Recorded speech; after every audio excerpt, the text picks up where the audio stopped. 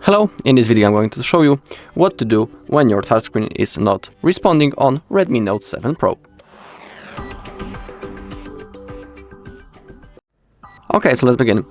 First, if you have a case or something that is blocking your screen, for example, why it might be causing interference, you can simply remove it.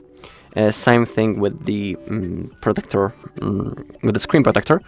But if you choose to remove it, there's a chance that your screen might get damaged. So you're doing it on your own. Also, you can simply clean your screen with the microfiber cloth or something like that. Simply clean your device a little, because sometimes the touchscreen is not responding because of the because simply that the touchscreen is dirty. So we can simply clean it.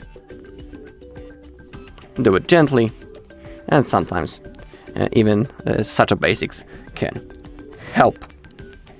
Also, you can try to open up the settings to find if there are some softwares updates available to download.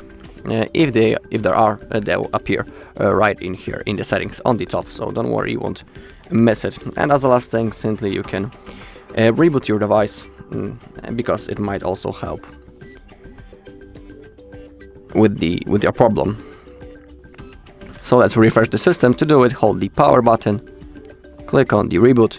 Also, if it won't work, the screen, you can simply hold the power button to force restart the device, and it will also work. So simply tap,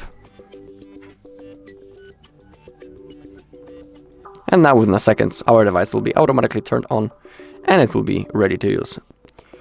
Alright, that's all in this video. I hope it helps you. If you found this video helpful, please leave a like, comment and subscribe.